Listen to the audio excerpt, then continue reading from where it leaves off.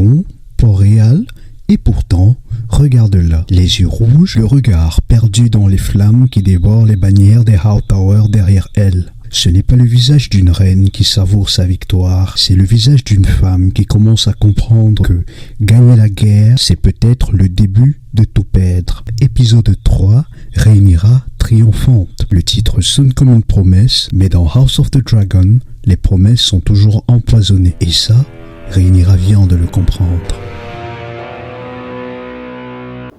Je vais te dire pourquoi tu es là. Je suis curieux de savoir ce que vous voulez. Notre grande guerre est spirituelle. Je sais qui je suis. Je vois des gens qui sont morts.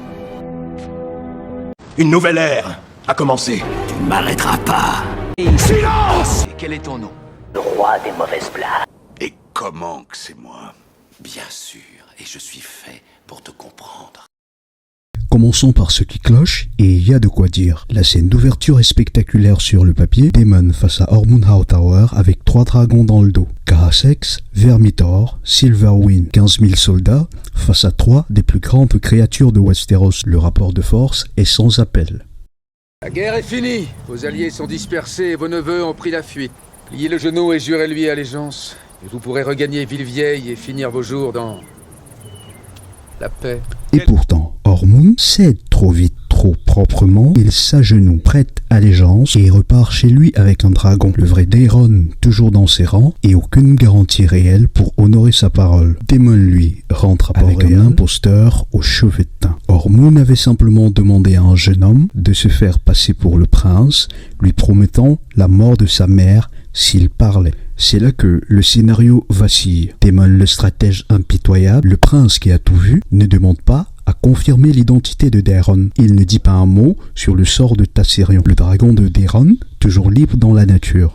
Ravi de te rencontrer, neveu. Ce n'est pas de la confiance, c'est de la négligence narrative. À Port-Réal, le tableau est sombre.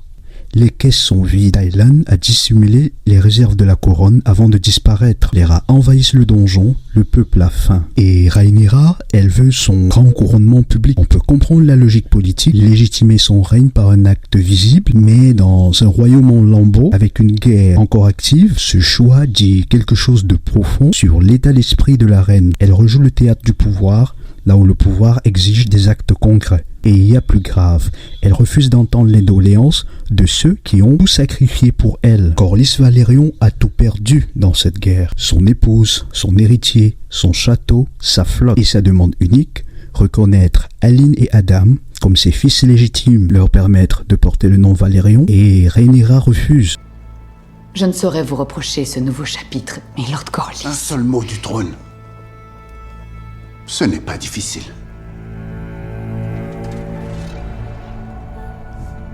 Lors de la cérémonie d'adoubement, Adam est nommé Adam de Hull, sans le nom Velaryon. Corlys explose. J'ai sacrifié tout ce que j'avais. Je vous ai tout donné. Ainsi, vous choisissez d'humilier ma maison. Le silence de Rhaenyra face à cette chiffre. Hulk, lui, demande simplement où loger et comment protéger sa femme, coincée à Tobalton. Rhaenyra lui promet une maison, sans date, sans garantie. Ulf, qui rêve d'un château depuis le début, repart avec un titre vide. Paradoxalement, quelques scènes plus tard, Alicent demande que les restes de son père soient enterrés à Villevielle. Rhaenyra dit oui, sans hésiter. La question s'impose alors d'elle-même. Les showrunners veulent-ils planter les graines d'une révolution? Cherchent-ils à éroder notre sympathie pour Rhaenyra? À nous faire ressentir la mécanique qui fabrique les traîtres, pas les méchants, mais les déçus?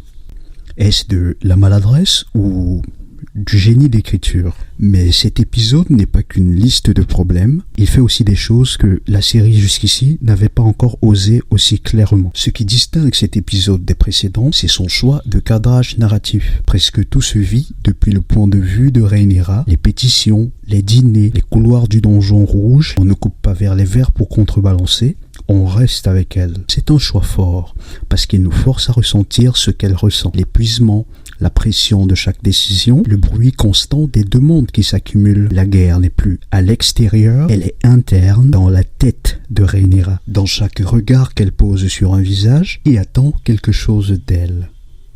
Les plans serrés accentuent cet effet, la caméra colle à son visage, capte les micro-expressions, le moment où elle encaisse une mauvaise nouvelle sans le montrer. Le regard qui se durcit quand on lui annonce la trahison d'Ormond. Ceci nous permet d'apprécier le jeu d'actrice d'Emma Darcy. Grâce à ça, l'épisode accomplit quelque chose de rare. Il montre la transformation en cours, elle devient plus froide, plus calculatrice. Rhaenyra qui discute du sort de Daeron avec Daemon et n'écarte pas l'idée de l'exécuter. On remarque aussi chez Rhaenyra un certain parallèle avec le règne de son père. Elle fait l'oreille sourde à certaines préoccupations urgentes du royaume. Elle dégage dans cet épisode un certain détachement.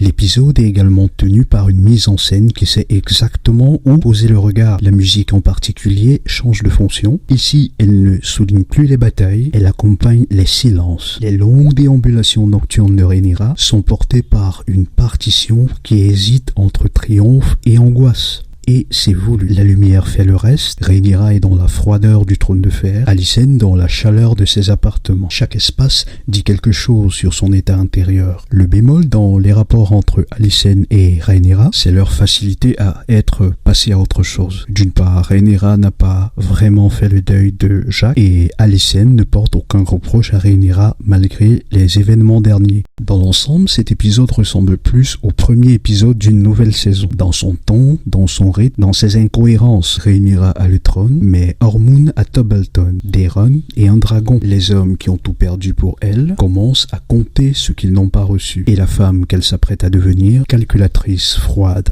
hantée, ressemble de plus en plus à ce que elle-même combattait. Est-ce là la reine que Westeros attendait? Ou est-ce là le début de ce que même ses alliés ne pourront plus défendre? Dites-moi en commentaire si vous croyez toujours en Rhaena ou un doute commence à germer dans votre esprit.